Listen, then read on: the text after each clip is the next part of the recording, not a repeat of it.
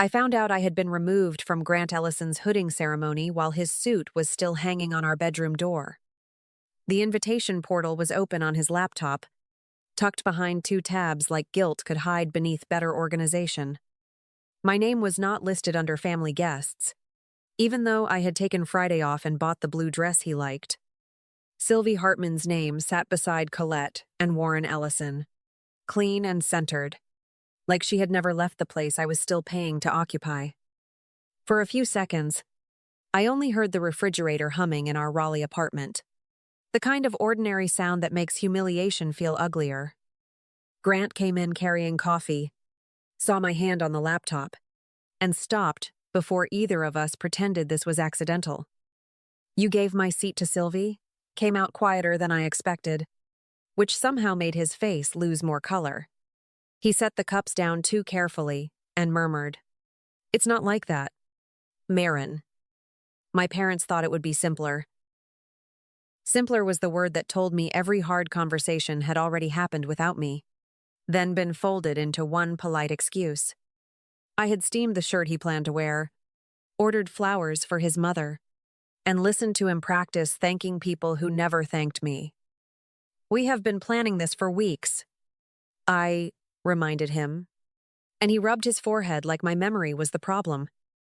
"There are limited seats," he breathed, but the screen still showed Sylvie sitting exactly where a limited seat had been saved. I walked past him to the bedroom, where the dress waited with the tag still tucked beneath one sleeve. It looked ridiculous now, too soft and hopeful for a room where my future had just been edited by committee. Grant followed me close enough to sound sorry, but not close enough to undo anything, saying, "I didn't want the day to become tense." I touched the dress once, then let it hang there, because I finally understood I had not been uninvited from a ceremony. I had been removed from the version of his life he wanted witnessed. Colette and Warren Ellison came to dinner 2 nights before the ceremony, carrying a bottle of wine expensive enough to judge us. I made roasted chicken, green beans, and lemon potatoes because part of me still believed care could soften people who chose hardness. Colette kissed Grant's cheek, handed me her coat without meeting my face, and Warren studied our apartment like a temporary mistake. Sylvie was not in the room, but her name arrived before the salad did. Warren watched me set down his plate and asked, "You still do computer support for the library system?" I kept the serving spoon steady and answered, "Digital accessibility coordination. Actually, I make resources work for people who get ignored." Colette smiled without warmth and murmured, "Sylvie just helped secure a donor package for the Hartman Arts Fund. Some women have natural polish in those rooms." Grant reached for his water quickly, and the glass clicked against his teeth hard enough for everyone to pretend they missed it. I looked across the table at the man who shared my rent, my mornings, and the habits people mistake for permanence. He cut his chicken into pieces he did not eat while Warren folded Sylvie into every pause like a preferred future. "She always did understand how to make people comfortable," Warren added, and Grant breathed. "Dad, not tonight." That was not a defense, just a request for better timing. Then Colette's phone lit beside her wineglass, bright enough for me to read the preview before she turned it face down. Sylvie Hartman had written, "Did he tell her yet?" And the dinner stopped being awkward because it had become organized. I did not reach for the phone, raise my voice, or give them the scene they could later polish into proof. I only looked at Grant, and his face told me he had seen the same sentence. After they left, the apartment smelled like lemon, wine, and something final no open window could clear. Grant scraped plates as if moving faster could erase the glow beside his mother's glass. "How long has Sylvie known I wasn't coming?" I asked, and he kept his back to me while the trash bag sagged open. "My parents just think she fits better with this part of my life." I slipped out, and the kitchen went still. On the morning of Grant's ceremony, he dressed like a man stepping into a photograph that had already been arranged without me. The suit I had picked up from the cleaner hung perfectly on his shoulders, and the silver watch I gave him caught the bathroom light whenever his hand shook near his cuff.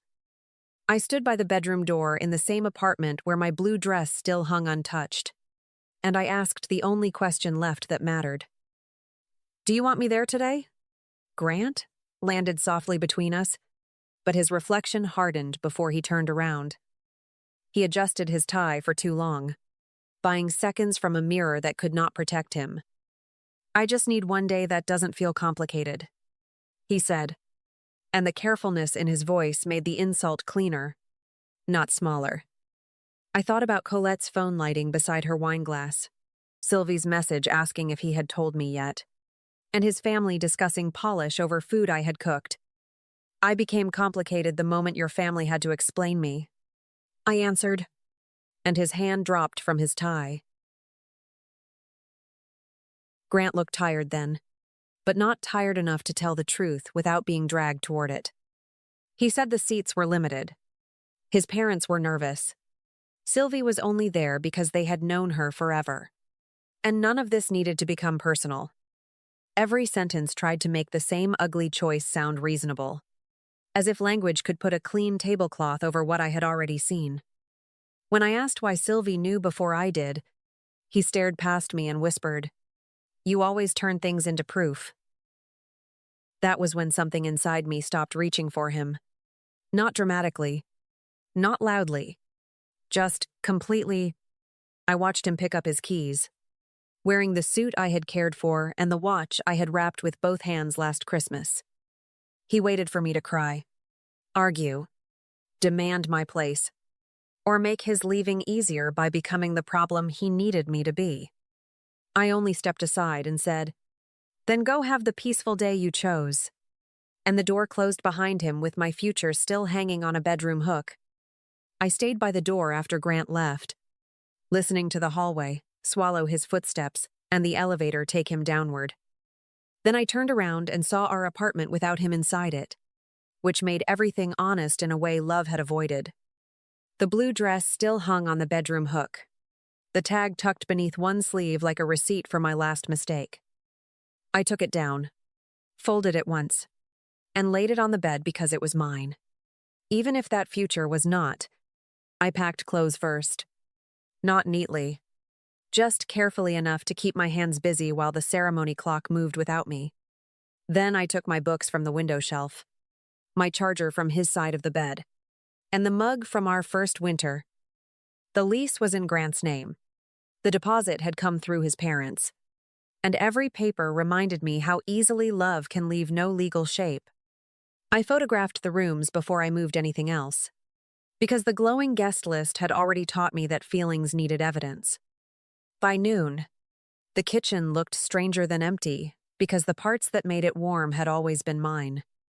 I wiped the counters, bagged my groceries, and transferred my final share of the utilities with a note so plain it hurt.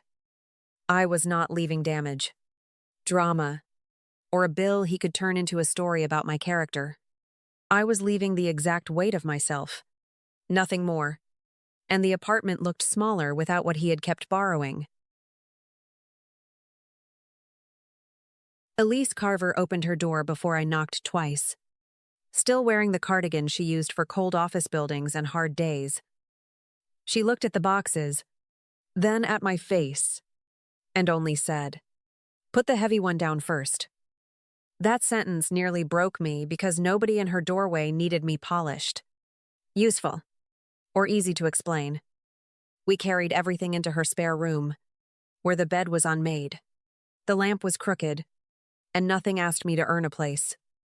Around dinner time, my phone began lighting on the floor beside my boxes, Grant's name appearing again and again like panic had learned repetition. I did not answer because the apartment was already behind me, and his ceremony could no longer borrow my silence as decoration. Elise handed me takeout noodles and sat beside me without asking for the full story before I could breathe. I ate from the carton in my socks, staring at the dark screen, and felt the first edge of relief under the humiliation.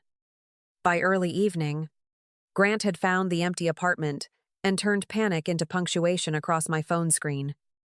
"Where are you?" "Marin, this is not funny.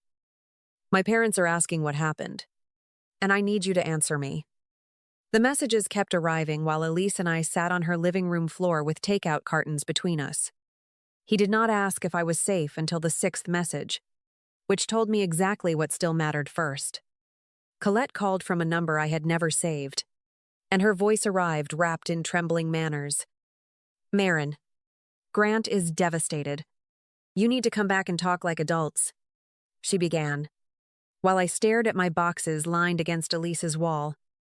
I asked whether she meant adults like the ones who gave my seat to Sylvie before telling me I was no longer invited. Her breath caught, then recovered into that polished tone she used whenever truth made the room inconvenient. She said nobody wanted me hurt, only that Grant deserved one peaceful day after working so hard. I looked at the screenshot of Sylvie's message, still bright in my camera roll, and felt my voice turn steadier than my hands. His day was not ruined when you gave my seat away. It was only ruined when I stopped pretending I did not notice. Colette went silent long enough for Warren to take the phone, his voice low and reasonable. Like cruelty sounded better when spoken slowly. Warren told me families had standards, and serious relationships required patience with uncomfortable conversations. I answered with the guest list, Sylvie's preview message, and the dinner where they discussed polish while I served food in my own kitchen. "That is not standards," I said, watching Elise look up from the couch without interrupting. "That is a committee deciding I was useful in private and embarrassing in public." He tried my name twice after that, but I ended the call before he could make calmness feel like authority. 10 minutes later, an unknown number lit the screen, and somehow I knew before opening it. Sylvie wrote, "I hope you know nobody wanted you hurt." I'm followed by, "Grant just needed one peaceful day with people who understood the room." The sentence was so clean it almost looked rehearsed, but it finally gave shape to what I had been feeling since dinner. She had not drifted back into his life by accident. She had been standing outside the door with his family, waiting for them to decide I no longer belonged inside. The next morning, I did not post about Grant, Sylvie, or the ceremony photograph where she stood beside his parents. I went to work, answered emails, and moved through the library system like my body knew routine could hold me upright. Around lunch, a woman from Grant's graduate cohort texted, asking if everything was okay because people were confused. I sent one reply, plain enough to survive being repeated. Grant removed me from family seating. Sylvie knew before I did, and I left when pretending became heavier than packing. That was all it took, because the truth did not need decorations when the guest list already had names. By evening, people who had eaten our food watched me carry boxes into Grant's life and heard him call me. His partner started comparing details. Someone remembered me helping him rehearse remarks for a scholarship dinner, while someone else remembered Sylvie appearing at events Grant had described as family only. The room did not explode around her, but it narrowed. And for someone like Sylvie Hartman, narrowing was worse than noise. Grant called from a number I did not know, and his voice sounded rough enough to make old habits reach for him. "I told them everything," he breathed, while Elise watched me from the kitchen doorway and quietly stayed where I could see her. He said his parents had been wrong. Sylvie should never have been there, and he had let fear dress itself up as consideration. I listened until the apology stopped circling his pain and finally touched mine. Then answered, "I'm glad you finally told the truth. I'm not coming back to reward you for being late." He went silent, and for once, I did not rush to soften what my honesty had done to him. The phone felt warm against my palm, but the spare room around me felt steadier than our old apartment ever had.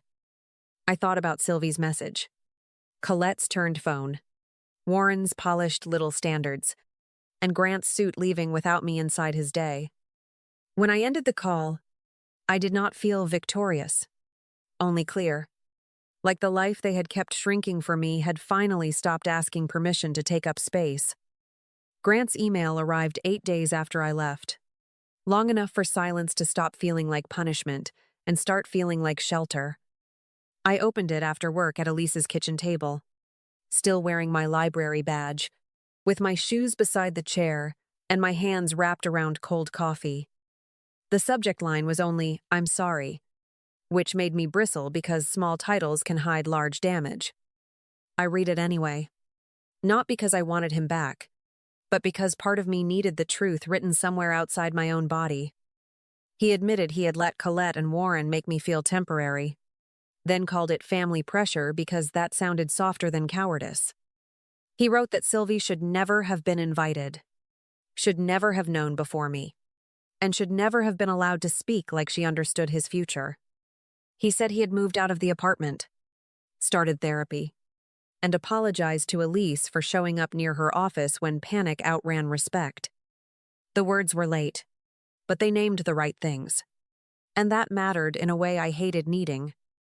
I read the email 3 times, each pass finding another sentence that would have saved me if he had spoken it sooner. "You were not too sensitive," he wrote.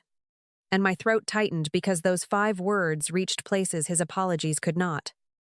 He admitted he had watched his father shrink my work at dinner, watched his mother praise Sylvie over my food, and still chosen quiet because quiet protected him.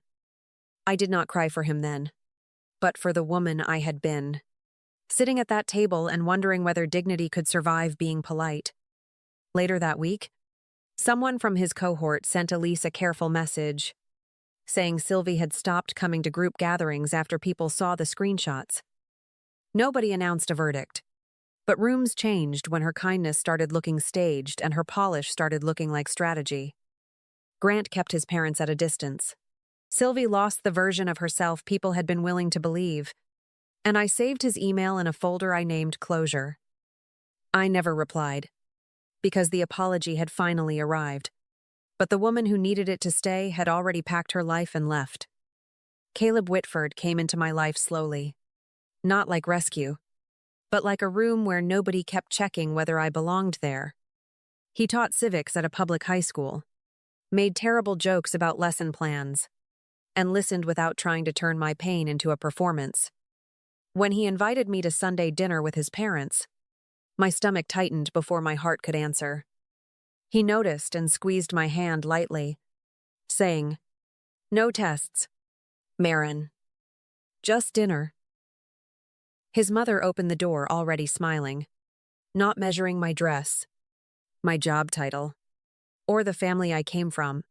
His father pulled out a chair before I reached the table and asked whether I preferred iced tea or water with lemon. Nobody mentioned Caleb's ex. Nobody compared me to a woman with better polish. And nobody made kindness feel like something I had to repay. I sat there with roast vegetables passing between ordinary hands, realizing my body was still waiting for an insult that never came. Halfway through dessert, my phone lit with an unknown number, and the old life knocked one last time. Grant wrote that he heard I seemed happy, and he hoped Caleb treated me the way he should have.